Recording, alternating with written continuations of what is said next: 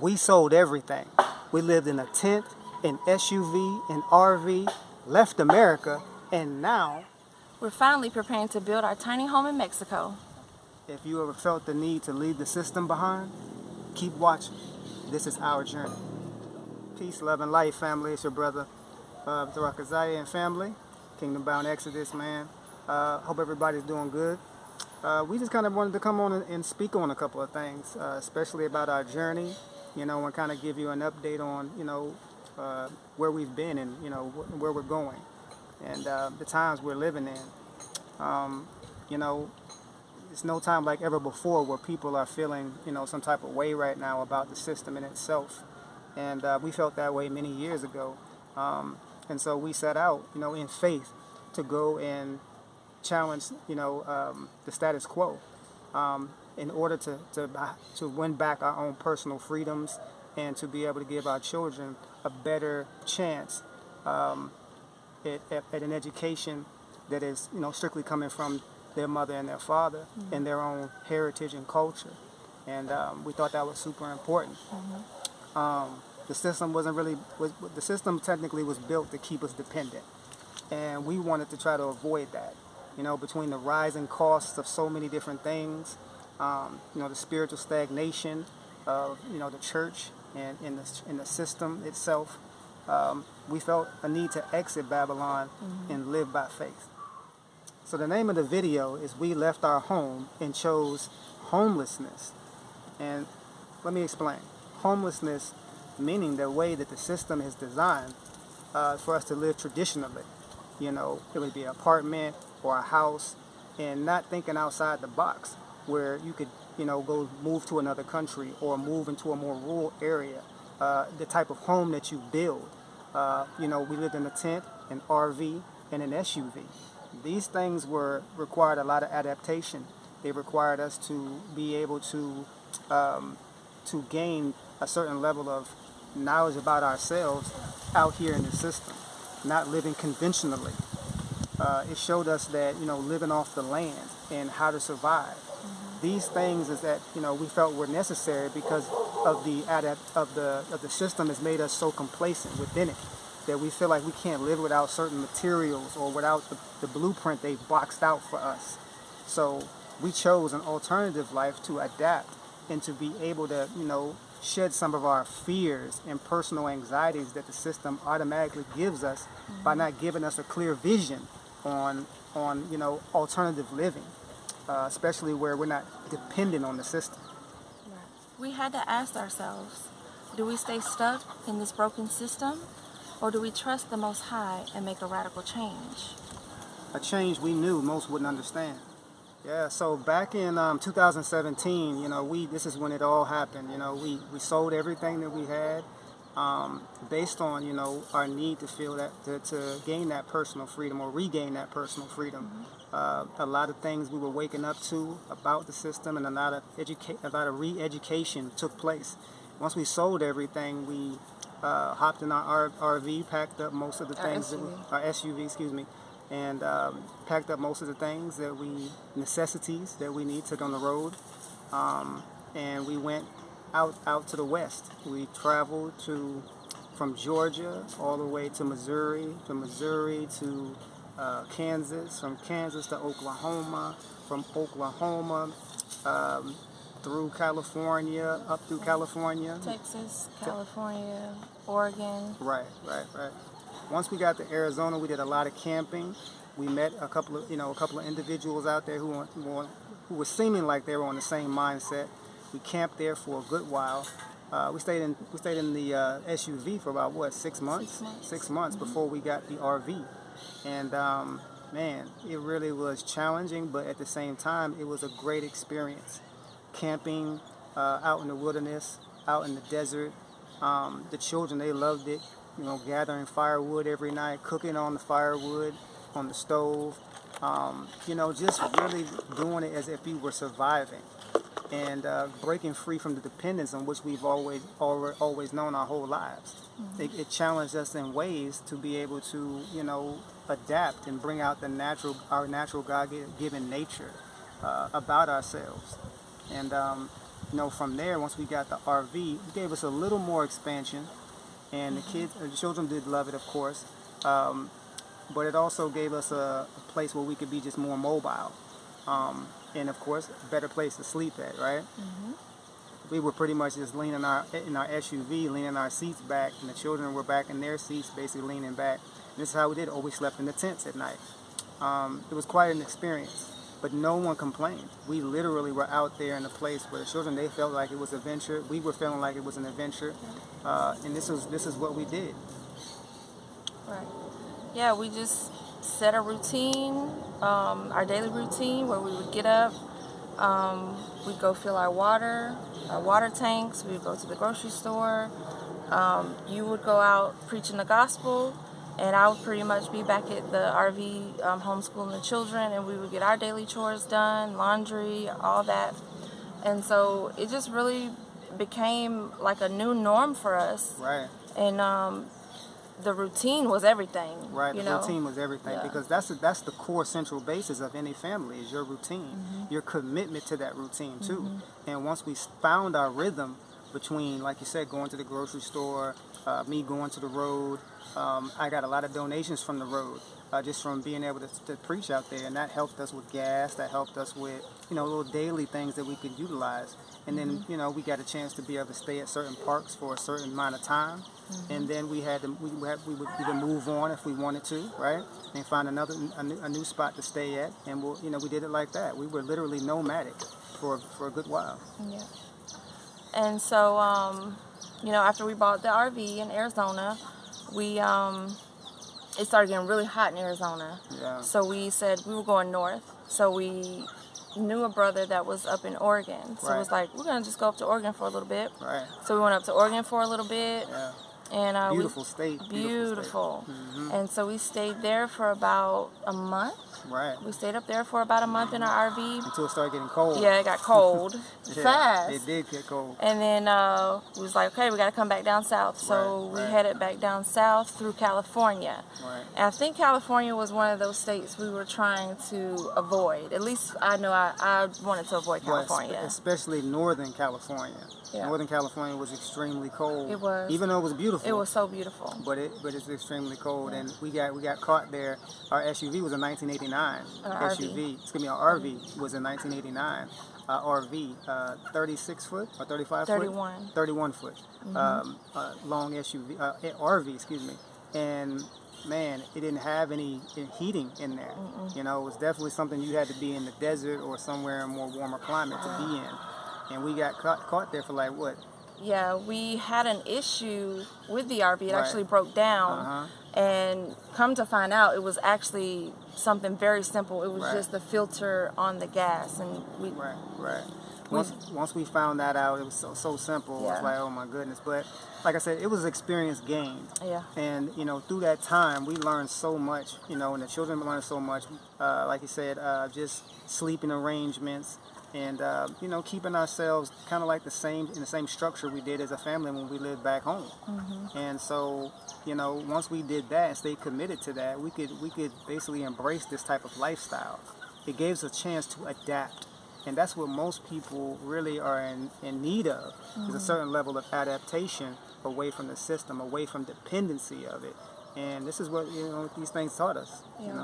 And I would say those 2 years that we spent traveling in the United States, in the RV, in the tent, in the SUV, I wouldn't trade that for the 9-to-5s that we were on. Right. Though, we were so tired of it. Right. We were tired of the system.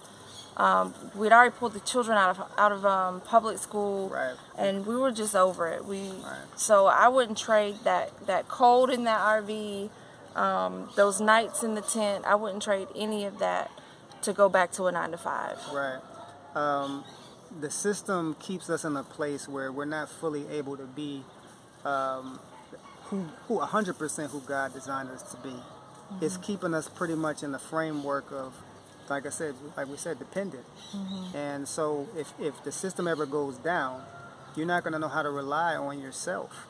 You need certain levels of living skills, day-to-day living skills that you can apply to your life, like learning how to build a fire or certain small little things, you know, that we had to do while we're out there, like I said, and just learning how to, you know, man, just survive, learn how to use certain tools and materials, right? And so even for example here, one time we ran out of gas while you were away, and I didn't hesitate to tell our son to go start a fire so I can finish cooking our chickpea burgers on the fire. Right. And he had no hesitation. He just knew what to do, and we finished cooking. Right. It's like, you know, think about most children today. Right. If their parents say, hey, go start a fire, let's go cook these burgers. Most children, they're not going to know what to do. they're not going to know what to do. Right. So, My son, you know. he already knew how to use an axe. He already knew what to go find and how to put it together. So that was a good thing.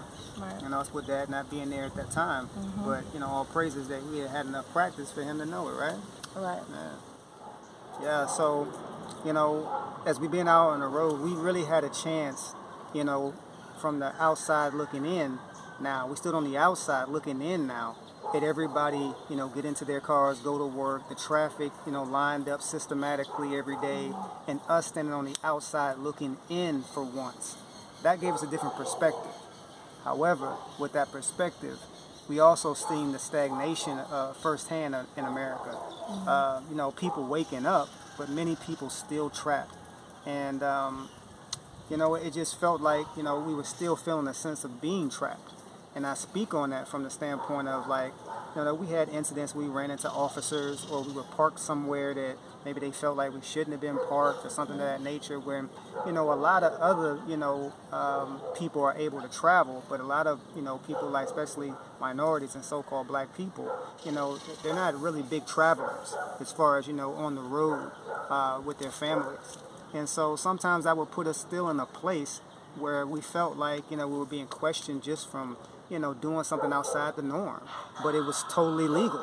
So, you know, this kind of put, you know, some pressure on us in some way, shape, or form to really realize that, man, even though you've left the system because you have a choice, you can leave the system whenever you want to, but because you're doing something outside the normal routine of things, people are still looking at you as if you're doing something wrong sometimes. So we still felt that pressure.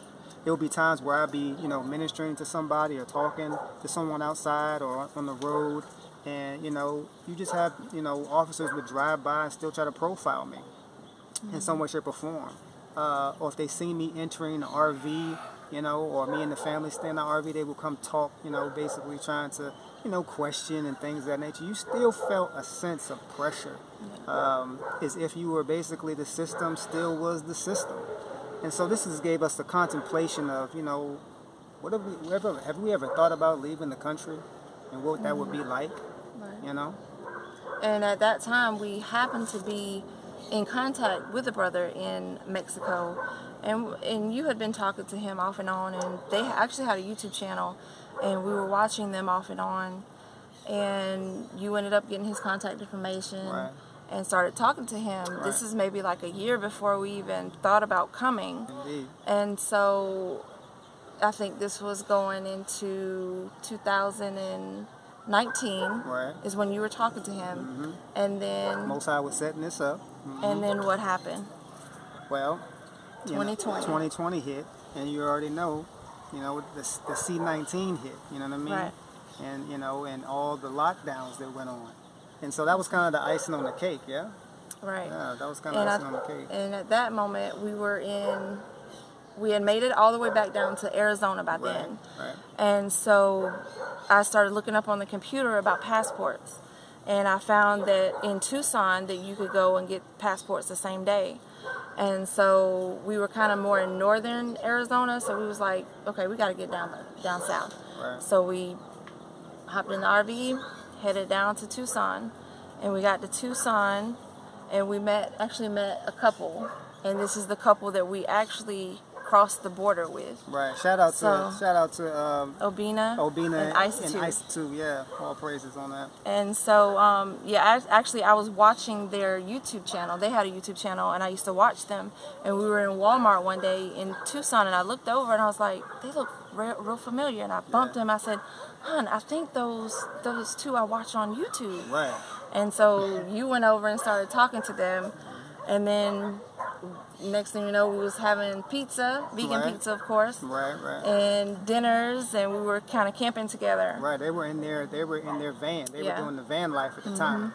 And and it was just the two of them, and so we all just teamed up, basically started traveling with each other, and and congregating. Well, first we got our passports, right, and when we talked to them about what we had planned, that we were thinking about coming to Mexico. That's why we were in Tucson, is to get our passports, and we were going to come to Mexico.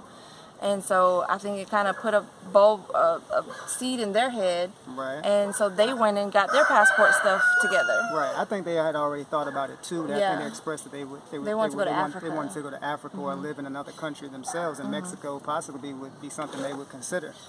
And so we both, we all were in a place where we had already experienced enough life out here on the road of living an alternative life and adapting. And knowing that, hey, it probably would be, number one, cheaper to live in Mexico, and number two, what would it be like to actually be in another country, living among another people? Now, don't get me wrong, to me, people are people, but this is God's green earth. You can go where you want to go. So I felt like, we're just going to be another form of adaptation. That's it. And then that's, I think, like the night before we left, they were talking about border closures. Right. And so we were like, we got to go. So put pressure on us. Yeah, so we packed up camp that morning, and we were like, because we were still hesitant, and we had not had all our paperwork together, and so we still had stops we needed to make, but we was like, we're just gonna do it today. We're gonna get to the border today. So we left Tucson and headed towards Yuma, Arizona, and we stopped in Yuma and got the last little copies and paperwork that we needed to get done. And then we went over to Los Algodones, California, and it was a thin road. This was a small border town, and as we were coming up to the border, you can start to see the wall that separates the U.S. from Mexico. And it was like the point of no return. I could not turn this 31 feet around, so this is it. We're gonna have to cross. We're gonna go. Right. This is it. It was that leap of faith. Yep. And we went, and here we are. Here we are. You know what I mean? We're in Mexico. Going on 4.5 years later. 5 years in March. So it'll be 5 years in March we've been here. Yep. So with that being said, we've been able to travel in how many states? Like 7 states in Mexico? In Mexico? Yeah. 10, I think. 10 states? Uh-huh. All right, so 10 states in Mexico we've been through from north to south. And we're at the very bottom of Mexico at this point, in a very tropical climate, as you can see, and it's a beautiful place. Like I said, we've done a lot of adapting, and this is what we encourage all our people. No matter where you're from, who you are, we encourage people to reevaluate your thoughts of that America is the only place you can go to live and thrive, and feel a sense of home. Because technically, this is why we named the video being homeless, because we know a house is not a home. It's just an empty house. It's the people that make the home. Right. And as long as we're together, no matter where we are, that is home. And so that's how it's remained. We still remain committed to our relationship. We still remain committed to our purpose and our family, and the education of our family and the progress of our family. That's never stopped. Right. You know what I mean? Although we lived an alternative life, those things are fundamental. You know what I mean? Yeah. Right. Yeah. So basically, we made the exodus. Actually, I feel like we had 2 exodus. When we left home, and then when we left America. Right. And so when we left America, our name was Kingdom Bound Nomads. Right. And so now that we've been here in Mexico for 5 years, we decided to change our name to Kingdom Bound Exodus. That's right. And so, Exodus just means, leaving bondage, leaving oppression. And so that's what we did. Right. Allowing your values to be able to be in a place where, they don't have to be so scrutinized. The red versus blue mentality that's in the United States is ridiculous right now, and I'm sure everyone is aware of that. Here, no one's even concerned with a lot of those things, especially in the southern parts that we live at. There's no drama here of that. The mindset of people here are completely different in the aspect of having that southern hospitality for your neighbor. that still follows a lot of things here. A lot of the propaganda that they put out about Mexico is really propaganda. Yeah. You know what I mean? As far as, the safety and how they dramatize one or two crimes, because crime's going to be everywhere. Right. But it's about what's the percentile of that crime. Right. Do the numbers. Do Right. the numbers on the crime in just Chicago alone. Right. And do the numbers in all of Mexico. Right. You'll be shocked. very surprised. That's right. You'll be shocked to see. And since we've been here, like for me, I'm just going to tell you, for me coming here, as a man and as a so-called black man, having what I felt here coming to this country was much more different. It made me realize something. It made me realize the weight that I was carrying around in the United States as far as that invisible pressure. And when I came here, people are much different, where I felt like I could truly kind of just relax. No one's looking at me. No one's watching me. No one's fearing me. You know what I mean? In some way, shape, or form. That was my experience when I first got here. And it was telling. It really kind of just like, wow. You know what I mean? I've expressed this a number of times to different people when they ask me, what do I like about being here? Or my experience here. That's major to me. All my life I grew up in the United States since I was a child, baby, right? Born and raised in America, in the United States. And with that being said, when I got here, there's a whole nother energy, whole nother vibe. Now, like I said, there's no perfect place, so we don't want to make it look like there's a perfect place. Right. It's not about that. It's about, sorry about the dogs in the neighborhood, it happens from time to time, but yeah. So the safety and the things that we see in the United States about Mexico, a lot of it's propaganda. A lot of it. The experience we've had has not been nowhere near which they try to push it on people in America as far as that perception. You know what I mean? And we're not saying to come down here and be naive. You should still always, anywhere you go, keep your head on swivel. But, coming down through 10 states, there's places that we stayed that were pretty remote. Right. And, we stayed on the beach. We stayed in a couple of... their gas station here is Pemex. It's like a big, it's almost like a Love's in the United States. Right. And it's like quiet, dark, and I never felt danger. Right. Like I've never felt scared here. Right. And now, we're at a point where I go out shopping on the street by myself all the time. I walk the streets and I don't feel like I'm not safe. Right. So, like he said, all of that is propaganda. And again, if you do come down here, don't be naive. Right. Continue to use your common sense. Yeah. But I think a lot of the dangers that I felt more danger to me with the police state in America versus here. I mean, you know what I mean? I don't have anybody profiling me for the most part. It's a big relief, in some way, shape, or form, because it's stuff you deal with all the time. Now, of course, in the States, you try to play it like, it's all good, but it becomes a subconscious pressure that we kind of try to internalize, and we don't really realize we're carrying that around with us, a lot of us. And I would add too, when we did go out and he would go out and preach the gospel or whatever, I would still have that fear that, is he gonna make it back, or is he being harassed today? And he would come back and tell me little instances where he did have run-in with police and them asking for his ID and things of that nature. Right. And when he's out here, I feel a comfort when we're not together. I don't feel that like he's in danger here like I did in America. Right. So it's just a different perspective. It's just a different perspective. And all praises to the Most High, we've been able to experience that. Something that I never imagined experiencing. Because most people don't even think about ever leaving the country. You know what I mean? But I think at this point in time, with so much going on in this country right now, I think people are considering it more time than ever before. All right, fam. So some of the challenges and blessings that we've gone through being out here, he's kind of wanted to sum them up a little bit. Adjusting to a simpler and freer life was one of them. And we talked about that. Adapting to living outside of work, home, public school, the house in the neighborhood, routine, of living within a structured system within America, right? Living off-grid, living in an SUV, living in a tent, living in an RV.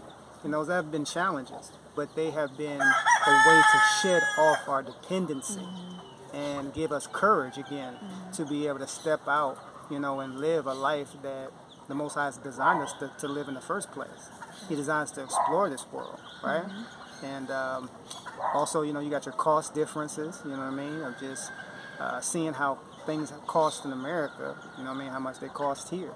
It's very beneficial to be here and be able to, enjoy some of the cost reductions that you won't be able to get necessarily in America, correct? Yeah? A lot of people would think of some of the things we've been through on this journey as challenges, but I feel like they were challenges, but they were blessings. At the end of all this, to where we are, to think about where we are right now, to think back those 4.5 years, almost 5 years, to where we were strapped down, living paycheck to paycheck, paying expensive rent, paying expensive light bills, paying car notes. To think back to that and then go through the years of what we've been through and to now, all that, it was like a drop in the bucket. And I feel like everything that we've been through now has been a blessing to get to where we are now. Guys, no bills. No bills. No bills. No bills. I mean, necessities, of course, your food. Right. You know what I mean? That's our biggest bill. That's is it. our food. That's it. And we are plant-based, so it's it's a little more expensive, but nonetheless, not as expensive as it would be in the States. Right. And of course, you don't have no more car notes, no more rent to pay. And we bought everything to live where we didn't have no bills, so that pressure was not there. Now, some people feel like they don't even know how to survive without feeling like they're contributing to the system in so much of a form. When you realize the system was never built for you, and you realize the system is built for you to be codependent on it, then you realize that this is something that these bills are just basically weights and chains. Now, it's not saying that I don't want to pay a bill if I need to, but I don't need a fancy car anymore. You know what I mean? I don't need a giant house anymore with all that pressure for me to stay on somebody's job with a lock and chain until I pay that off. Whether me living my life for a higher purpose is what we're doing here. This is what I think a lot of people are at the forefront of understanding about themselves in this time of awakening that's happening. Is that people are waking up to realize their greater purpose here on this earth is more than just living and dying and paying bills, right? Yeah. Right. So, what's next? We're in Mexico. We've been here for 5 years now. What's next for Kingdom Bound Exodus? Well, now we're starting our build. Right. Which is another blessing, because who would have thought that we would be living somewhere rent-free, and I prayed for this. When being down here, I was like, man, Most High, why can't one of these gringos that only come down 6 months bless us to live in their home for free for 6 months, like babysit their home or something like that. And so the Most High heard me, obviously, and it's never how you envisioned it to be, but we were soon blessed because we were actually growing out of the RV. The RV, down here, the RV, it was getting hot. The children were getting bigger, and so we were growing out of it. So we were looking for other alternatives. And then we just happened to have this brother that wasn't using his house anymore. Right. So the Most High will answer your prayers in different ways. It's never going to be the way you think it's going to be. Right. And it's always going to be accustomed to your faith. That's it. And so we've been blessed to live in this house for a year rent-free. We've been blessed with this property, and now we've been blessed to be able to build on this property. And so that's where we are now, is preparing to build our tiny home here in Mexico. So although we've had all of these blessings that we have received, and our faith has been what has motivated us and moved us this far, and I think now at this point we're continuing to have faith that we'll find our internet tribe, And now that we're trying to start this home build, we're just praying that, the Most High will bring to us who needs to come to us and who is going to open their hearts to, help us with this build. Like we said, we have done all of this on faith, not working, just simply focusing on the Most High, our spiritual journey, raising our children, homeschooling our children, just getting ourselves prepared for these end times. So yes, we sacrificed, we left in faith, we've been living on faith, we've done so much on this journey just on faith. And in faith alone, and the Most High has provided. And we know at this point that the Most High, like I said, will bring our internet tribe that will continue on and help us with this faith, because we've done all this on our own. And so now we're just looking for that few little family that's willing to help us just a little bit more on what I feel like is not our last chapter, but just maybe one of our. It's the next chapter. You know what I mean? It's the next chapter. We know we're in these end times, but we're just trying to continue to gather with like-minded individuals. That is the goal, to build community ultimately of like-mindedness. And we want to give a quick shout out too to all the supporters who have supported us through the years, donations, people who have met on the road, brothers and sisters that we've talked to online, brothers and sisters that help us on a weekly, monthly basis, what I mean, with donations, because they know what we do and they know how we're living. Thank you. We give all praises to the Most High. Thank God for all those things. And you guys, you know who you are. So yes, we do thank those people who have been with us from all day praises. One. Like, we got some day all ones. Praises. That's right. All praise to the Most High on those things, for sure. So yeah, definitely. So moving forward, if you guys can find it in your heart to want to help aid us on the rest of this journey, we're trying to be able to take the rough edges of the house that we have been given or blessed with, to be able to help us continue to make the necessary renovations and continue to sorry about the chickens. The necessary renovations to the house and the necessary bills for the children in that nature. That will be a blessing to us. If you don't have anything to donate financially, we do accept prayers. Yes. We do accept please share the video. That is a huge thing to help too as well. We appreciate in any way, shape or form that you can help us and we also open ourselves up to anyone who wants to contact us. Right. I mean, we would love to speak to people. Right. So we've done that we do that all the time. People contact us and we'll basically help them with information, whether it be travel information, whether it be advice, whether it be the word, because that's another aspect of our ministry, of course, is the word, and of course understanding God's word on a deeper level, and being able to help those who are in need of those things. You know what I mean? That's our goal. Right. Always been, day one. So I think we're gonna wrap it up here. If you haven't already watched our previous video where we showed the house plans, we'll see if we can link it in the bottom or somewhere on the screen, so you can go back to there and see what the plans that we have for the property. So check it out. Yeah. Yeah. So the subscription's down in the bottom? Yeah, it'll be in the bottom. Okay. Our email will be in the bottom.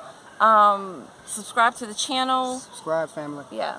And go watch that video. Share the video. Yeah, share the videos. Subscribe, like, comment. We would love to hear what you have to say. Right. And if you're on this journey, we would love to hear from you. Right. Let us know in the comment section, like, if you would be ready to leave. What would you do? What would your plans be like? And what's on your heart? Let us know in the comment section. Yeah. So until next time, this is Kingdom Bound Exodus. Kingdom Bound. Peace, family. You see this guy here? He robs us of our coconuts every day. This guy right here. And he was watching us the whole time while we were doing our video. He got impatient. He was like, man, listen, I'm going in, because they taking too long. But he don't even care that we here. Right. And he done ate up almost all our coconuts. All we know is we hear banging hitting the ground, and we know a squirrel then dropped one of our coconuts to the ground. Okay. All right, little buddy, we'll let you go. Mm-hmm.